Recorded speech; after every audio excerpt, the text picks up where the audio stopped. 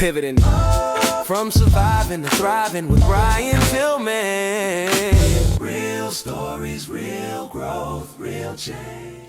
Listen, it's far past time out to play politics. We have youth, young kids, young black and brown kids dying in our communities every day. It's time to take a step back and stop fluffing and stop bluffing about the reality of what's going on in our city and our community. Yes, I do agree that there needs to be a curfew put in place for our youth. But the reality is a curfew for the youth is just like putting a Band-Aid on cancer. That's not the solution. What about the reality that's going on in our communities? What about the barriers? What about the challenges? What about the obstacles that these young black men and black women are facing in our community?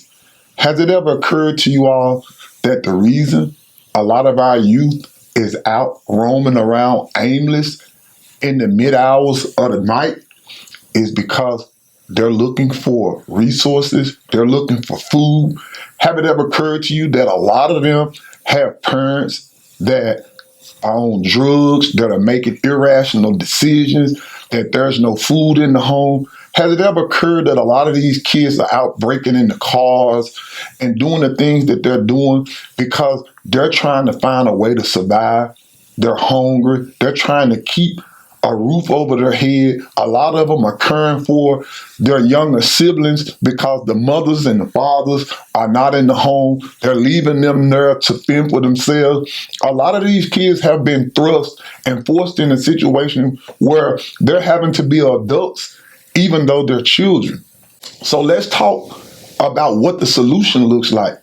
The solution looks like community violence intervention. It looks like CVI. That's the solution.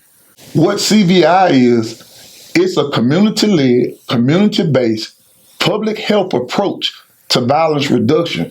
It's when you take violence prevention practitioners, credible messengers, and violence interrupters with lived experience that are from those same communities, and you send them back into the communities and talk to the people in the community. And the people in the community is going to tell them who's driving the violence in the community. Let me explain to you how it looks. Those that are closest to the violence, most impacted by the violence, is the solution to the violence. The individual stakeholders in those communities, they don't want the violence in that community because they have to stay there. But the reality is they don't want to talk to law enforcement because they don't want to put themselves in a susceptible situation to where their lives, their livelihood, and their safety is at risk. But an individual like myself with lived experience from that community that looks just like them, they'll talk to me. They'll tell me who's driving the violence. And in turn, I can take that information, make contact with the individuals that are driving the violence based on my relationship with these individuals because I'm from the community. We can provide these individuals that are driving the violence with wraparound services, resources, and support, and help to navigate them to a lifestyle of positive and productive living. That does not involve law enforcement.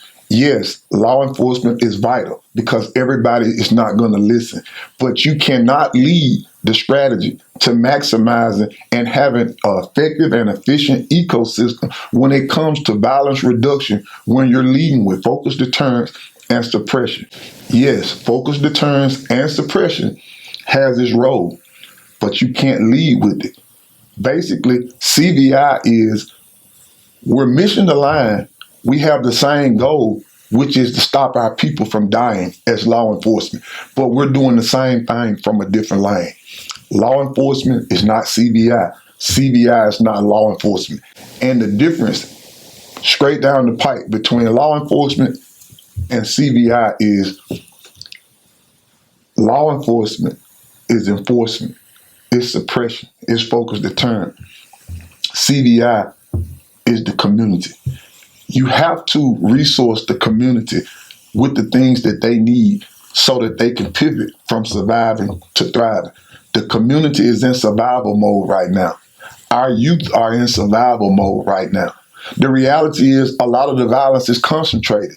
A lot of these incidents that we're seeing is from a lot of these underserved, marginalized communities where poverty is relevant. A lot of the concentrated violence that's taking place in our city is happening in the poorest zip codes.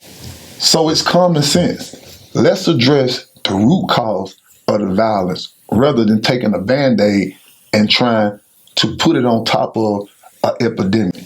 The root cause to violence is poverty. Let's get our people some jobs. Let's get our people some mental health. Let's get our people some trauma-informed care. Let's address the ACEs, the adverse childhood experiences. Let's address the social determinants of health. Let's get our people some medical insurance. Let's get our people some affordable housing. When you get the people the resources that they need, then guess what? That's when the violence is going to plummet and take a dive in the downward direction.